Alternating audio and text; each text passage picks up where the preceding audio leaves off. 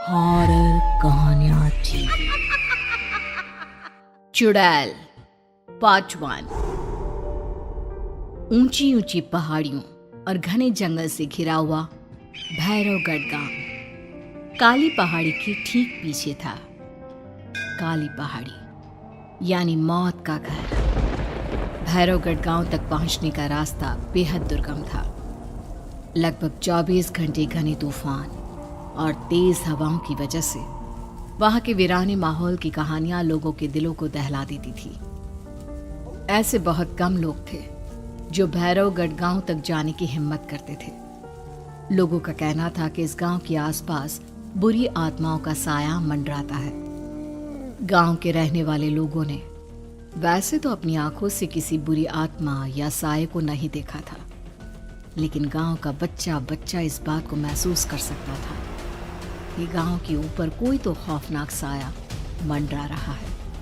और उसकी वजह ये थी कि उस गांव में जैसे ही कोई लड़का 18 साल का होता, उसके 18वें जन्मदिन की रात ठीक 12 बजे अकस्मात उसकी मौत हो जाती। हर बार ये मौतें बड़े ही रहस्यमयी ढंग से होती और इस बार सरपंच सुमेर के बेटे को 18 साल होने में अब बस 15 दिन बाकी थे। अजी सुनते हैं, हमारा बेटा भी कुछ दिन बाद 18 साल का हो जाएगा। कहीं वो डायन उसे भी खा गई तो। कैसी बातें कर रही हो? जब वो इस गांव में ही नहीं है तो कोई भी डायन या बुरा साया उसका कैसे कुछ बिगाड़ सकता है? उसे कुछ नहीं होगा। हाँ जानती हूँ, आपने उसे पढ़ाई के बहाने इस गांव से बाहर निकाल शहर भेज दिया है, लेकिन ये भी तो सच है ना कि वो बार बार यहाँ आने की जिद करता रहता है। वो चाहे कितनी भी जिद कर ले जानकी, पर मैं उसे इस गांव में कभी वापस नहीं आने दूंगा। मैं नहीं चाहता कि गांव के दूसरे लड़कों की तरह मेरे बेटे की भी अजीबोगरीब ढंग से मौत हो जाए। कभी कभी तो लगता है कि हम सब गांव वालों को हिम्मत करके अपने गांव को इस बुरी आत्मा से छुड़वा लेना चाहिए। लेकिन कौन जानता है आखिर वो खतरनाक साया किसका है? वो काली आत्मा कौन है जो रातों रात हमारे गांव के लड़कों को निगल जाती है? सुमेर और जानकी जब ये सारी बातें कर रहे थे तब रात के लगभग 10 बज चुके थे और हर रात की तरह भैरवगढ़ गांव एक भयानक काले तूफान की आगोश में था। बाहर चल रही तेज हवाएं और बारिश के बीच कभी कभी ऐसा लगता जैसे कोई बुरी तरह से चीख रहा है। किसी के तड़पने और चीखने की आवाजें गांव के कानों में बार बार टकराती, पर वहां रहने वाले किसी भी औरत या आदमी के अंदर इतना साहस नहीं था कि वो अपने घर से बाहर कदम रख के उन आवाजों तक पहुंच सके। सो जाओ जानकी और घर के खिड़की दरवाजे कसकर बंद कर दो। अब जानकी सब खिड़कियां ठीक से बंद करने ही लगती है कि तभी उसे अपने घर के दरवाजे पर जोर जोर से खटखटाने की आवाजें सुनाई देती है। इन आवाजों को सुनकर जानकी और सुमेर के चेहरे डर से पीले और हाथ पैर ठंडे पड़ जाते हैं। जानकी, जानकी, इतनी रात कौन होगा? पता नहीं, ऐसा लग रहा है कोई बुरी तरह से दरवाजा खटखटा रहा है। अरे हाँ, पर किसी की आवाज भी तो नहीं आ रही। क्या करूं? दरवाजा खोल लूं या नहीं? कहीं ऐसा ना हो कि किसी को हमारी मदद की जरूरत हो। लड़खड़ाते कदमों से सुमेर दरवाजे के करीब जाता है और अपने कान को दरवाजे पर रख धीरे से आवाज देते हुए पूछता है, कौन कौन है? कौन है वहां? तभी एक बेहद डराने वाली आवाज उसके कानों से टकराती है। दरवाजा खोलो, दरवाजा खोलो, वरना आज की रात इस गांव में कोई जिंदा नहीं बचेगा। मैं जानती हूँ तुम्हारा बेटा 18 साल का होने वाला है। अगर उसकी जान की जरा भी परवाह है तो दरवाजा खोल दो। इस आवाज को सुनते ही सुमेर घबराकर पीछे हट जाता है और जानकी को पूरी बात बताता है। कहीं वो डायन हमारे घर तक तो नहीं पहुंच गई? अब हम क्या करेंगे? मुझे दरवाजा खोलना ही होगा जानकी। मेरे पास अब कोई रास्ता नहीं है। इतना कहकर सुमेर डर से अपनी दोनों आंखें कसकर बंद करता है और कांपते हाथों के साथ झटके से दरवाजा खोल देता है। तभी किसी के जोर से हंसने की आवाज सुमेर और जानकी को सुनाई देती है। उस आवाज को सुन दोनों दरवाजे की तरफ देखते हैं और सामने अपने बेटे राहुल को खड़ा देख दंग रह जाते हैं। राहुल के हाथ में उसका मोबाइल होता है जिसमें से वो आवाज बज रही थी। ये क्या मजाक है? और तू यहाँ, तुझे मना किया था ना गांव में आने को, समझ में नहीं आता क्या?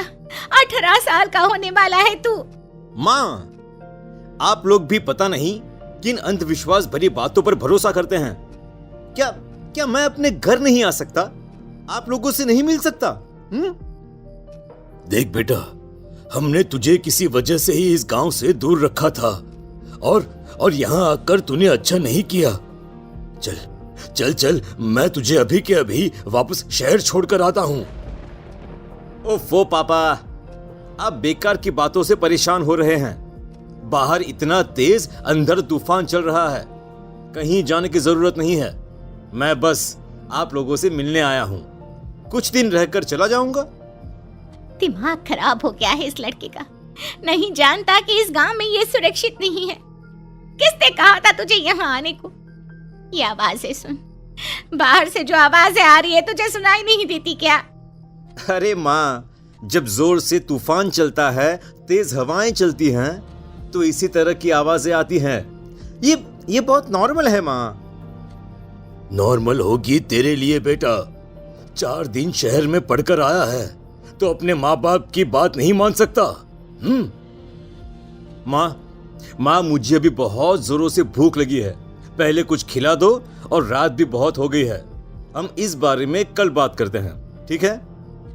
राहुल के वापस आ जाने से जानकी और सुमेर की आंखों की नींद उड़ गई थी।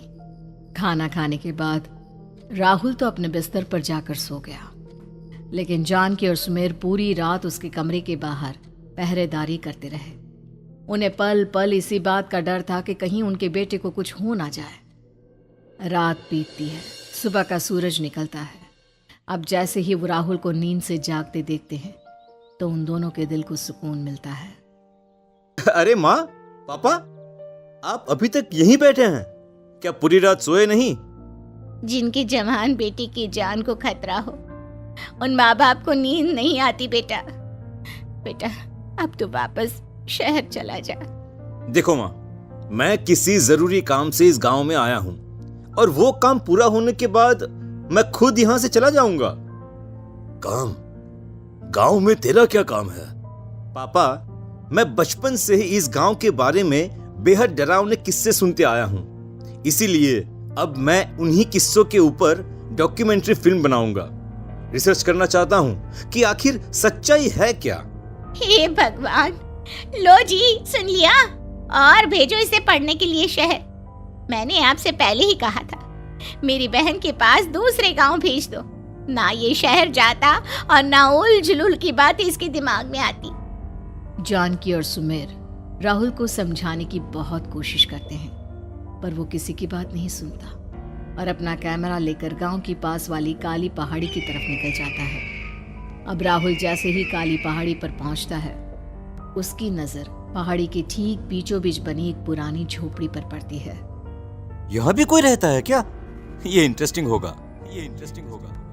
राहुल की आवाज पहाड़ों से टकराकर उसके कानों में सुनाई दे रही थी। उसने चारों तरफ का नजारा देखकर वहां की तस्वीरें अपने कैमरे में उतारना शुरू कर दिया। तभी अचानक राहुल ने अपने कैमरे में खींची हुई तस्वीर को जूम करके देखा, और उसमें उसे जो नजर आया वो देखकर राहुल के होश उड़ गए। क्या सचमुच उस गांव के ऊपर किसी बुरी आत्मा का साया था? क्या राहुल की जान बच पाएगी? क्या देखा था राहुल ने उस फोटो में जिसे देखकर वो दंग रह गया? इन सवालों के जवाब जानने के लिए देखिए इस कहानी का अगला भाग।